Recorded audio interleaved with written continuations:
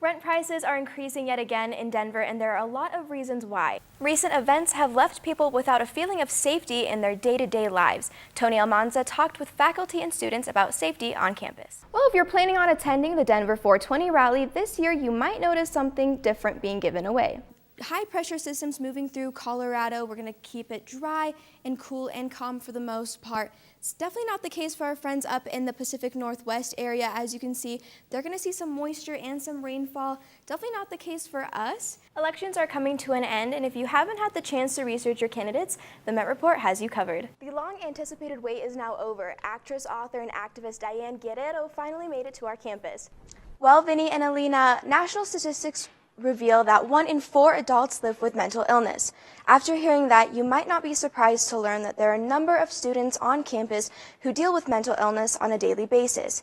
Here are the stories of just a few.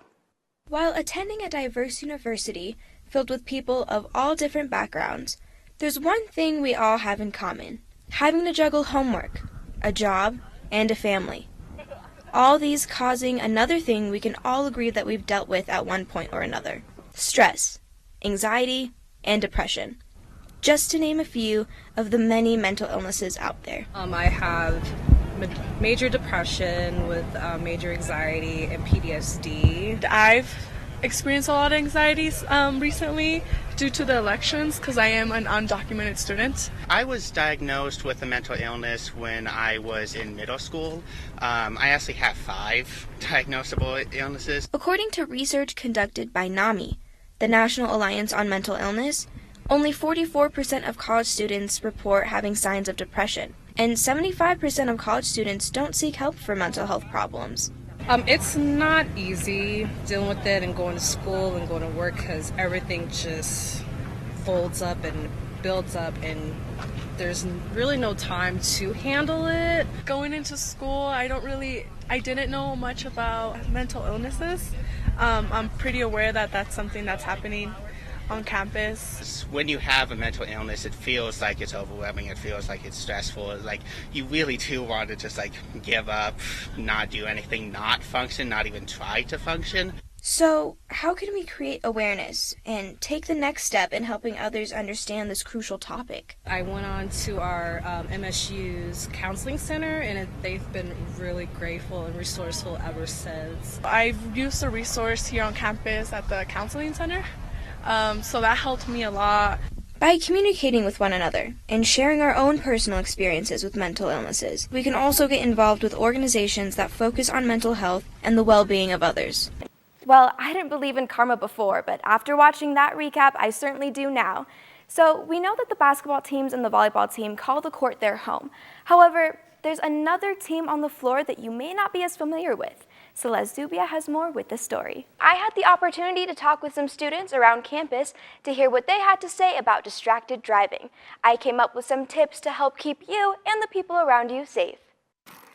With an increasing number of cars being added to the roads each year, car accidents are becoming more common. Some things I notice is people are on their phones, either pull over when you want to talk on the phone or text, or wait until you get to your destination. Even answering calls sometimes, because even talking on the phone can lead you to think about other things, and it's not good to multitask. Here are some tips to keep you and the people around you safe. So sit back, buckle up, and enjoy the ride. Most of us can agree that listening to music while driving makes the ride a lot more bearable. Try turning down your music while driving. This way, you'll be more aware of your surroundings and there won't be any distractions. For all you makeup artists out there, this one's for you. While behind the wheel, one may want to touch up their lipstick or reapply their powder. Here's a tip.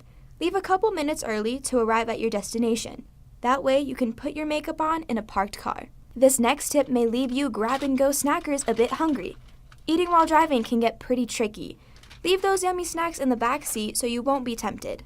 When you're driving, put your phone on silent and leave your phone in the glove box or in your backpack.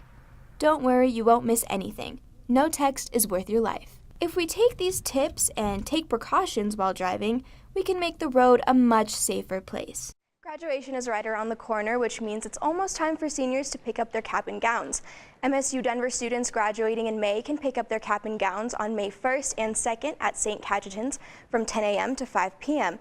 There will be a $10 fee for parking on commencement day, and students will be able to purchase a parking pass.